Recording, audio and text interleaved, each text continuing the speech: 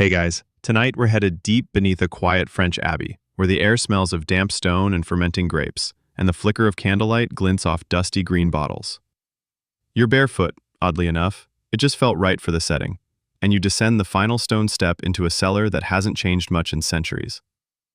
The walls are slick, the temperature drops, and there's this gentle, persistent pop, pop, pop, echoing somewhere in the dark. You pause. Was that a bottle? Here in the quiet heart of the Champagne region, something strange is happening to the wine. A monk, rosy-faced, already balding, robes slightly wine-stained, is peering into a cask with a very serious look. He sniffs, tilts his head, and then he sips, a beat, and then he burps, softly, apologetically. That's new. So, before you get comfortable, take a moment to like the video and subscribe, but only if you genuinely enjoy what I do here. Drop your location and lock. Now, dim the lights, maybe turn on a fan for that soft background hum, and let's ease into tonight's journey together. The cellar is silent again, save for the sound of wine softly fermenting in the gloom. You're watching Dom Pérignon, yes, that Dom Pérignon, absolutely flummoxed by the rebellious behavior of his beloved Pinot Noir.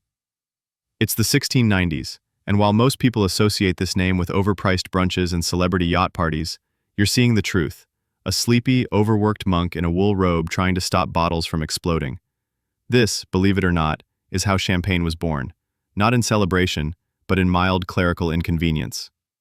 The story doesn't start with toasts and weddings. It starts with fungal confusion and cellar logistics.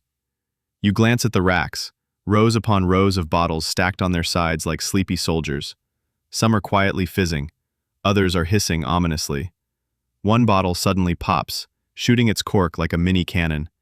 A few pigeons roosting in the rafters flap away in alarm. Another cork pops, then another. It's like the cellar's having a gentle nervous breakdown. Dom Pérignon calmly scribbles notes on parchment, though you catch him muttering something that sounds suspiciously unmonastic under his breath. He's trying to make wine less bubbly, because, as you're beginning to see, in the late 17th century, sparkling wine wasn't a feature. It was a flaw. The Benedictines took wine seriously. This wasn't some casual side hustle. Wine was part of Mass, part of hospitality, part of life. And the Abbey of Hautevillers, perched on a sleepy slope above the Marne River, was responsible for producing large quantities of it, ideally, consistent, flat, and stable. But fermentation has other ideas. You crouch by a cask. The smell is earthy, slightly sour, with a bright acidic note that tickles your nose. If you've ever left apple juice out in the sun, you've smelled something similar. This is wine in transition. Still alive, still changing. The monks didn't have thermometers or lab reports. They had instincts, prayers, and maybe a few minor burn injuries from boiling tar sealant. One of the younger monks ambles past, cradling a cracked bottle and looking vaguely defeated. He nods to you, as if to say, "Yeah, it popped again." Now imagine this happening in bulk. Hundreds of bottles randomly fermenting, building pressure, and then bursting like fruity grenades. That's what poor Dom Pérignon was dealing with. One legend says the popping was so bad that a single detonation could set off a domino effect, shattering nearby bottles in a sparkling, sticky mess. Very relaxing if you enjoy surprise weaponized glass. This is where the story often gets distorted.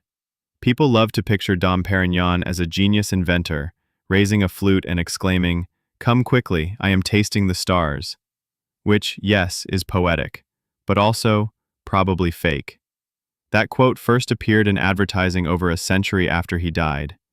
In real life, he more likely said something like, "Merde, not again." Still, that doesn't make his role any less interesting. Dom Pérignon wasn't just making wine, he was solving puzzles. The grape blends, the timing of the bottling, the quality of corks imported from Spain, these were all variables he had to consider without blowing up the monastery's budget or its novices. You sit for a moment on an overturned barrel, listening to the hum of a world where refrigeration doesn't exist and wine reacts to the seasons. Spring warmth wakes up dormant yeast. Sugar left in the bottle becomes a time bomb. Historians still argue whether Dom Pérignon truly invented champagne or merely refined an existing accident. Some suggest he was actively trying to eliminate bubbles. Others think he quietly came to appreciate their charm. Either way, the results were unpredictable and oddly beautiful. In one far corner of the cellar, you see a small batch set aside, labeled with care. These are test bottles. You imagine Pierre returning to them each week, sniffing, swirling, muttering, recording. His script is tidy, but the margins are filled with tiny doodles, grapes, bubbles, maybe a faintly smiling sun. One quirk that survived centuries: the pressure inside a bottle of champagne is about 3 times that of a car tire. So yes, each bottle is essentially a caffeinated cannonball, which is why they were originally feared more than revered. You lean in close to one bottle, and it hisses, like a sleepy dragon guarding its treasure. So here you are, mid-1690s, in the prelude of a revolution. Not the political kind, not yet, but the kind with fizz, finesse, and far too much carbon dioxide. The monk doesn't know it yet, but the entire future of luxury beverages is bubbling right under his nose.